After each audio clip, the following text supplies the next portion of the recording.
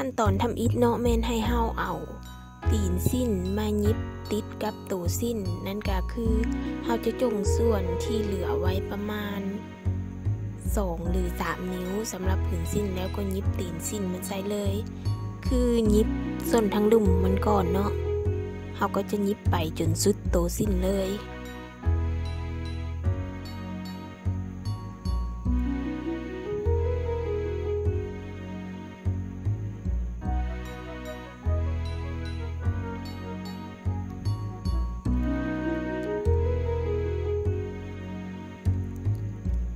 หลังจากยิบจนสุดแล้วเนาะเฮาก็จะมาปีนพับตีนสิ้นลง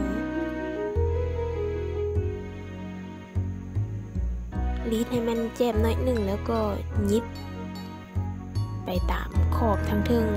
คือพับให้ตีนสิ้นอยู่เทิงผืนสิ้นก็ยิบพยายามยิบให้ละเอียดเนาะให้มันซึ้งเพื่อความงามยิบไปจนสุดผืนเลย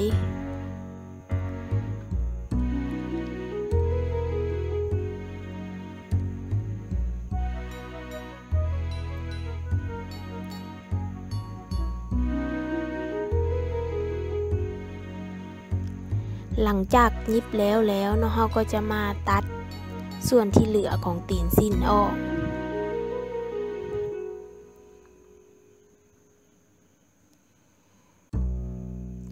หลังจากนั้นเราก็จะมาแทกความกว้างของสิ้นเนาะ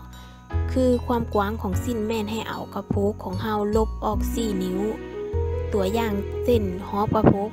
34 นิ้วเนาะก็ให้ลบออก4 นิ้วก็ยังเหลือ3 นิ้วให้เราพับสิ้นทบเข้าแล้วก็แทกให้ความกว้างได้30 นิ้วแล้วก็ตัดส่วนที่เหลือออกหลังจากนั้นเราก็จะมาแทกความยาวของตีนสิ้นความยาวก็คือจงไว้1 นิ้วเนาะทางด้านตีนสิ้น1 เส้นเนาะจงไว้1 เส้นแล้วก็หมายไว้คือแล้วแต่ว่าไผมักยาวเท่าใดแล้วเราก็ขีดส่วนความยาวที่เราต้องการใส่ซอกขีดเนาะหลังจากนั้นเราก็ตัดส่วนหัวสิ้นที่เหลือออกเลยตัดไปตามเส้นที่เราขีดเลย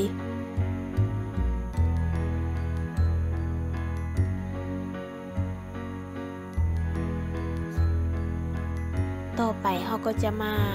แต้มเกล็ดสิ้นเนาะ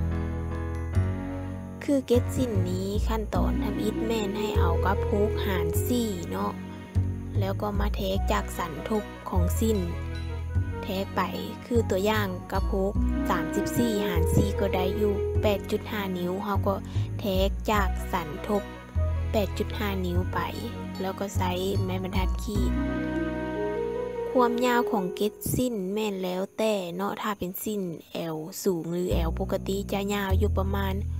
6.5 นิ้วสำหรับเกล็ดข้างส่วนการขีดขอบที่จะแต้มเกล็ดสิ้นแม่นให้เอากระโปงลบแอวฮอบกระโปงลบแอวเนาะตัวอย่างกระโปง34ฮอบแอว28เราก็ลบออกเหลือเท่าใดแล้วเราก็มาแบ่งให้แต่ละเกล็ดคือเกล็ดมันจะมีอยู่6 เกล็ดเนาะตัวอย่างตัวนี้หลังจากแต้มเกล็ดแล้วเราก็จะมาแบ่งครึ่งจากเกล็ดข้างหาสันทบแล้วก็ได้ระยะห่างของแต่ละเกล็ด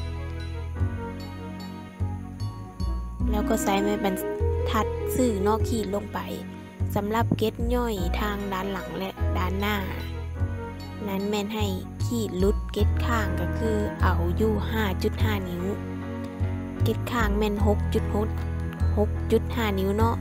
ส่วนเกล็ดย่อยทั้งหน้าและหลังแม่น 5.5 นิ้วคือให้ลุดเกล็ดข้าง1 นิ้ว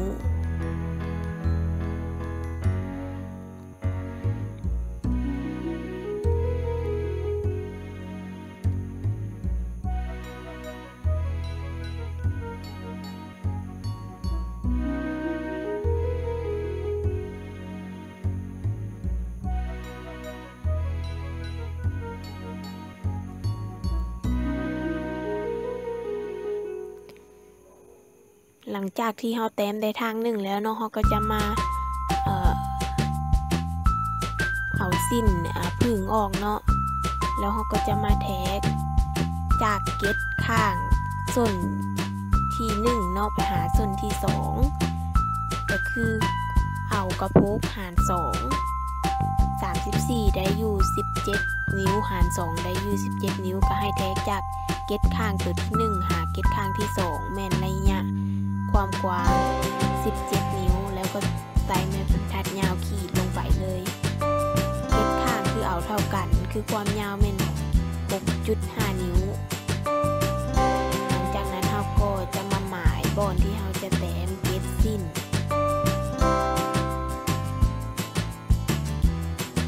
แล้วก็แทกความกว้างของเก็ด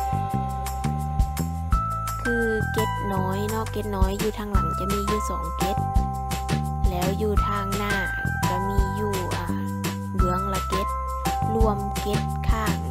เก็ดสิ้นทั้งหมดเนาะมีอยู่6เก็ด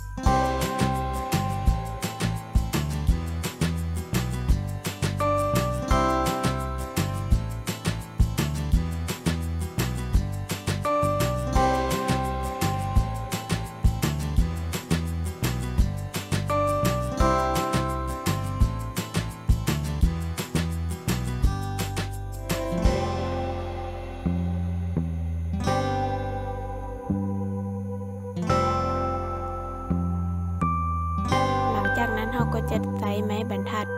โค้งในการขีดเก็ดสิ้นของแต่ละเก็ดเนาะสังเกตได้ว่าระยะการขีดของเก็ดข้างทั้ง2เก็ดจะมีระยะที่กว้างกว่าเก็ดอันย่อยเนาะ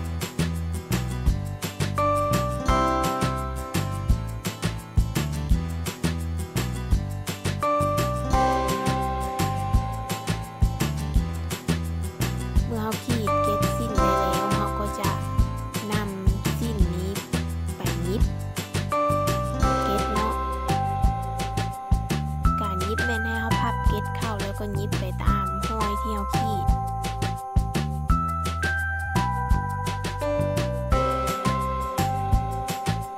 เริ่มจากที่เรายิบเก็ดข้างก่อนเนาะ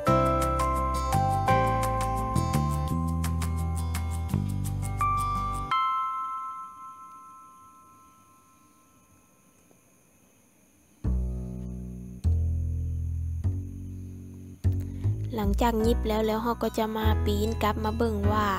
มันเจ็บตีบ่แล้วเราค่อยมายิบเอาไซส์เล็กม้างได้เนาะพับส่วนหัวของเก็ดเข้าแล้วก็ยิบ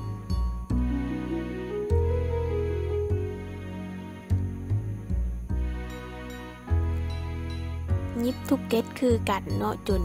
ครบทั้ง6เก็ด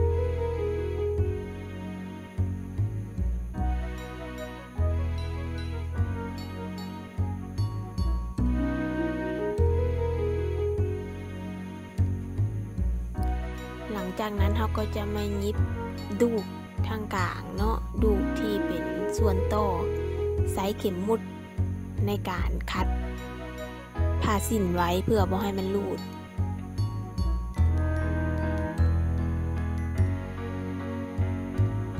หลังจากนั้นเราก็จะมายิ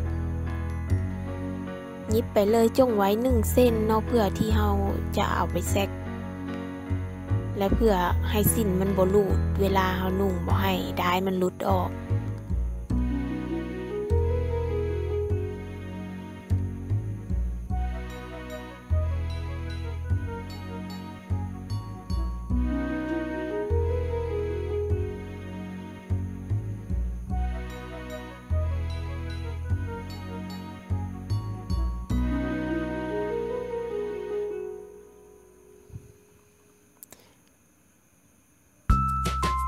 หลังจากที่เราแซกมาแล้วเนาะเราไปแซกดูข้างกลางมันมาแล้วเราก็จะมาปีนแล้วก็ยิบพับส่วนตีนสิ้นขึ้นมา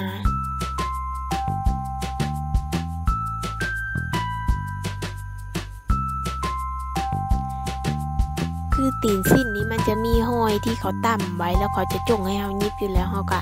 เพียงแต่พับขึ้นมาตามห้อยได้ที่เขาต่ำเนาะ ตามเขตที่เขาตั้มแล้วก็ยิบไปจนอ้อมตีนสิ้นเลย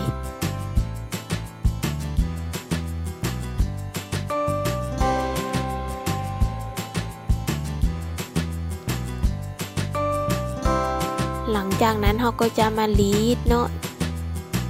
ลีดทางดูกเครื่องกลางแล้วก็ทางผืนสิ้นเนาะแต่ละเกตลีดให้มันแจบดี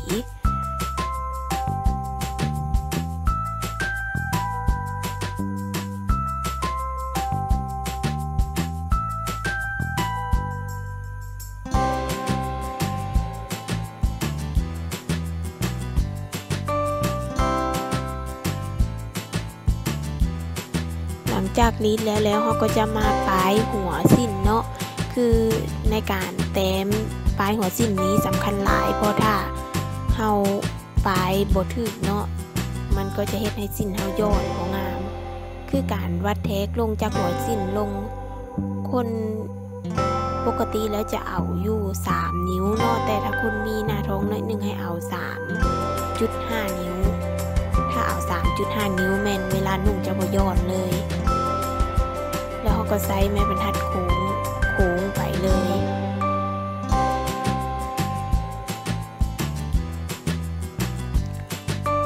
ด้านในให้โค้งไปตามวิดีโอเลยเนาะ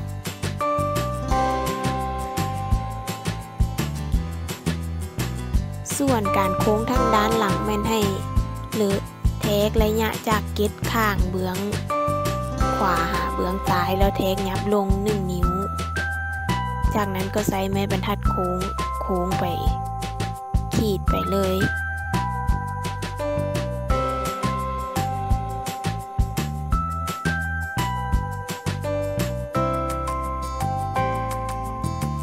หลังจากนั้นเราก็จะมาตัดส่วนที่เหลือออกแต่จงไว้1 เส้น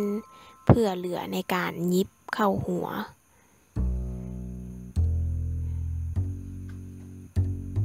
หลังจากนั้นเราก็จะตัดแพรอันกว้างอยู่ประมาณ3 นิ้วเนาะมายิบต่อเป็นส่วนหัวคือยิบไปตามรอยที่เราขีดเลย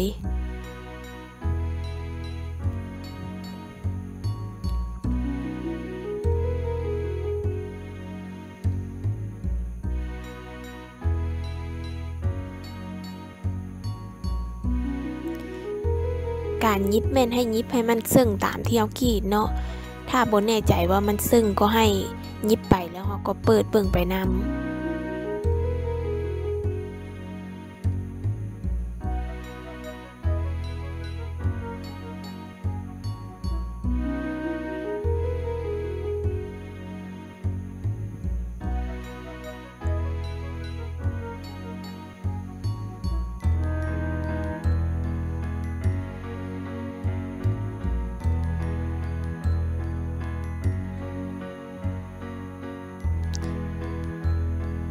วิดีโอนี้อาจจะบอกค่อยแจ้งปานใดเพราะว่าถ่ายกลางคืนหลังจากที่เรายิบติดกันแล้วเราก็จะมายิบต่อเครื่องกลางเนาะส่วนเสื่อมต่อของหัวสิ้นหลังจากนั้นเราก็จะมาใส่อันตัวนี้ว่าผ้าหัวแข็งเนาะผ้าหัวแข็งใส่ในการใส่หัวสิ้นเพื่อให้หัวสิ้นนั้นแข็งและก็อยู่ทรงเราจะใส่ทั้งในแล้วก็พับปีนหัวสิ้นกลับลงมาหลังจากนั้นให้ปีนเอาทางดีมันออกมาเนาะแล้วก็ยิบในส่วนของทางลุ่มก่อนเอาผ้าหัวแข็งใส่ทั้งในแล้วเราก็ปีนยิบไปเนาะค่อยใส่แล้วค่อยพับสิ้นออกเป็นระยะพยายามลีดให้มันแจบดีเนาะหัวสิ้นเพื่อเวลานุ่งมันจะได้แบบงามถึงจะบ่ใส่เอว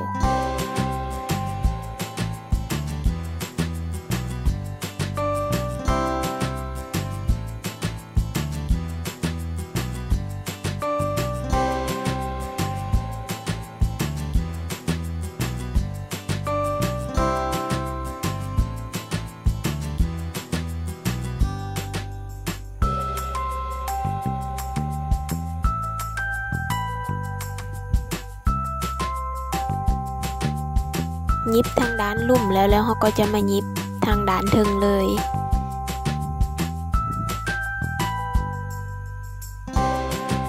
ยิบจนอ้อมเลยแต่พยายามใจเย็นหน่อยหนึ่งเนาะบ่ให้มันเบี้ยวไปเบี้ยวมาห้อยไม่ยิบ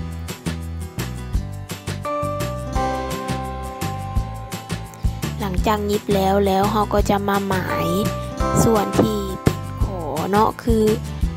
เริ่มจากที่เราจับแล้วแต่เนาะว่าไผนุ่งเบื้องใดตัวนี้จับแล้วเราก็จะมาหมายขอนอกและขอในใช้ซอกในการขีด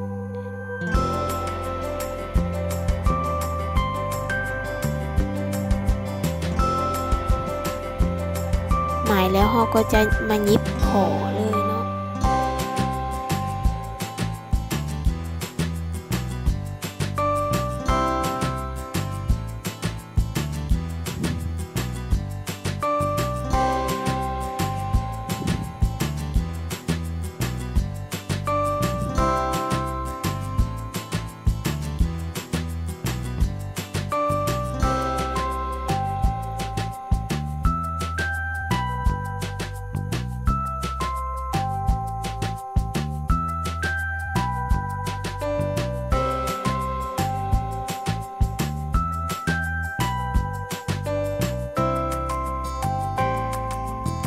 หลังจากผ่านขั้นตอนการยิบขอนี้แล้วก็ถือว่าแล้วเนาะสิ้นเฮา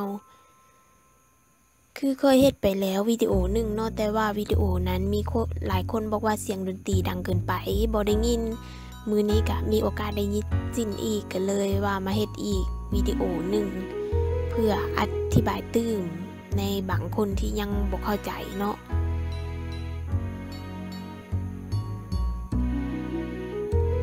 ถ้าไผที่มีพื้นฐานในการตัดยิบอยู่แล้วก็อาจจะบ่ยากปานใด